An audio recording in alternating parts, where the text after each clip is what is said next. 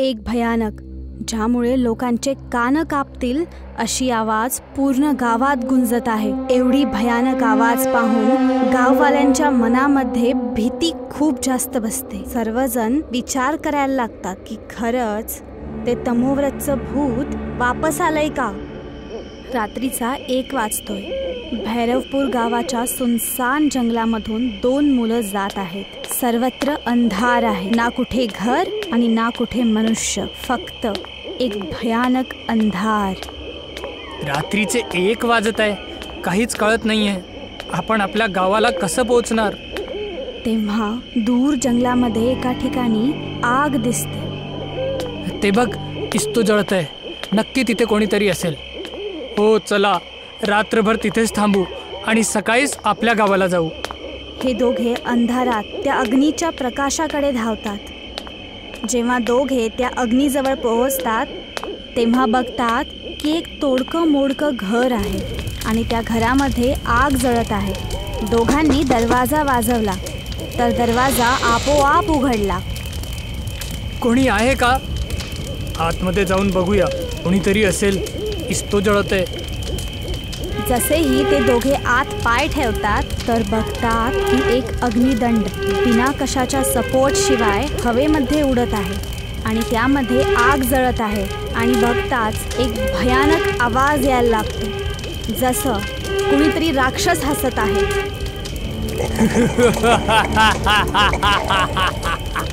पळा, हा तो राक्षस आहे। दोघे पळण्याचा प्रयत्न करतात परंतु दरवाजा बंद होऊन जातो आणि राक्षस जोऱ्या जोऱ्यात हसायला लागतो। त्याच्या आवाजामध्ये मृत्यू लपलेली आहे। तुम्ही दोघं आता कुठेच जाऊ नाही शकत। आम्हाला सोडून द्या। एकच शर्तवर सोडणार। बोला, काय शर्त आहे? तुम्हाला माझ्यासाठी काम करावं लागणार। कोणता काम? मला धन पाहिजे। गावातून सोनं चांदी हळून माझ्याकडे घेऊन या।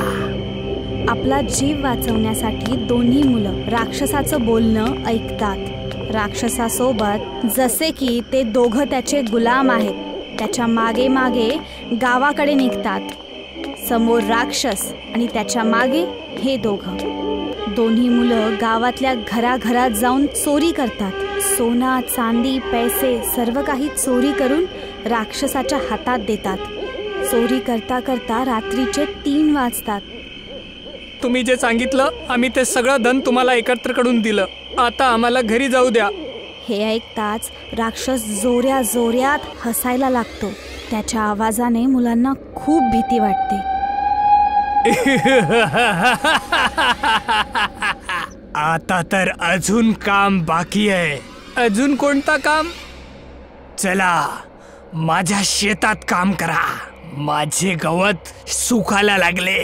राक्षस दोन्ही मुलांना आपल्या शेतामध्ये घेऊन जातो, जिथे मृत्यू त्यांची वाट बघत आहे। ते बघा, माझी फसल सुकलेली आहे। पाणी पाहिजे। जा, जवळच्या नदीतून पाणी घेऊन या। राक्षसाच्या आदेशानुसार दोन्ही मुलं शेतामध्ये पाणी देणं सुरू करतात। दोन्ही मुलं खूप थकून जातात परंतु राक्षस त्यांना थांबू देत नाही। एवढं काम करतात की त्यांचा जीव जायची वेळ येते, तरी देखील राक्षस थांबत नाही। इतकं कमी पाणी का घेऊन येत आहे? वाटतंय तुम्ही लोकांना तुमचा जीव प्यारा नाही आहे। राक्षस त्यांना अजून पाणी आणण्याचा आदेश देतो। दोघे एवढे थकून जातात की बेहोश होऊन जातात। उठा उठा, अजून तर लय काम बाकी आहे। माझी सगळी फसल बर्बाद होणार। माझा धनवान व्हायचं स्वप्न तुटणार। जेव्हा दोघेही शुद्धीवर येत नाहीत तेव्हा राक्षसाचा राग अनावर होतो आणि तो त्या दोघांना मारून टाकतो आणि त्यांचं रक्त प्यायला लागतो, जसं काही कुणी पिशाच आहे। सकाळ होते। तमोव्रतच्या शेतामध्ये 2 शव दिसतात। दोघे केवळ पांढरे, जसं कोणी त्यांचं पूर्ण रक्त पिलंय। गावामध्ये खूप गोंधळ होतो। कालपर्यंत तर माझं शेत कोरडं होतं, आज एवढं पाणी कसं काय आलं? हो, रात्री तर पाऊस पण नाही झाला। तांत्रिक दोन्ही शवला लक्षपूर्वक पाहतो. असं वाटतंय जसे कोणीतरी मारलेला असेल. हे कोणाचा शेत आहे? हे तमोव्रतचा शेत आहे तांत्रिकजी. मी यांना ओळखतो. हे दोन्ही चोर आहे. हे रात्री माझ्या घरी आले होते. मी पकडायचा प्रयत्न केला पण ते पळून गेले. पण माझे गहने कुठे आहेत? माझा धन कुठे गेला? हे सर्व पाहून तांत्रिकला समजतं की तमोव्रत खरंच वापस आलाय, आपली राक्षसी इच्छा पूर्ण करण्यासाठी. तमोव्रत परत आलेला आहे. तो कसं काय येऊ शकतो तांत्रिकजी? पंडितजींनी तर त्याला बांधलेलं होतं. पंडितजी कडून काहीतरी चूक झाली असेल म्हणूनच तमोव्रत आपली उरलेली इच्छा पूर्ण करायला आलेला आहे. गावातले लोक सांभाळून राहा. गावातल्या काही मुली जाळण्यासाठी जंगलामधून कोरडी लाकडं आणण्यासाठी जातात. तिथे तोच अग्निदंड पडलेला आहे जो रात्री राक्षस बनतो. पुतुल त्याला एक लाकूड समजून चुकीने घरी घेऊन येते. रात्रीचे 9 वाजलेत. घरात सगळेजण जेवण करत आहेत. तेव्हा पुतुलला घरामध्ये अग्नीचा प्रकाश दिसतो. अरे, घरामध्ये आग लागली काय? ती जवळ जाऊन बघते तर पाहते की बाकीच्या कुठल्याही लाकडांमध्ये आग नाहीये. फक्त एक लाकूड जळत आहे. त्यामधून आगीची लपटे उठत आहेत आणि ती आपोआप उभी राहते. हे पाहून तिला खूप भीती वाटते. ती त्यावर पाणी टाकते तरी पण आग विझत नाही. एक भयानक आवाज येतो आणि राक्षस तिच्या समोर प्रकट होतो. कोण आहेस तू? काय पाहिजे तुला? राक्षस जवळ येतो आणि पुतुलच्या मम्मीला जाळून टाकतो. ती जळून पूर्ण राख होऊन जाते. आता राक्षस पुतुलच्या जवळ येतो. तुला नाही सोडणार. तूच माझ्या साधना स्थळचा राज सगळ्यांना सांगितलंय.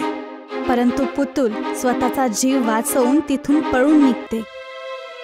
गावातील सर्व लोक पुतुलच्या घरी येतात आणि तिच्या मम्मीचा जळालेला शव बघतात. तांत्रिकजी, काल मी जंगलामधून काही लाकूड आणले होते. त्यापैकी एका लाकूडला अचानक आग लागली. ती आपल्या आप जळत होती आणि तिने माझ्या मम्मीला मारून टाकलं. आत्ता कळालं, तो राक्षस आहे. तमोव्रत आता राक्षसच्या रूपमध्ये परत आलाय. पण त्याला तर मी मंत्रांनी बांधलेलं होतं. अंतिम संस्कारच्या वेळी अग्निदंड चालवलं होतं. नाही, तो चालवायला विसरलो. शास्त्रात लिहिलेलं आहे, जर अग्निदंड नाही चालवलं तर तो राक्षस बनून जातो.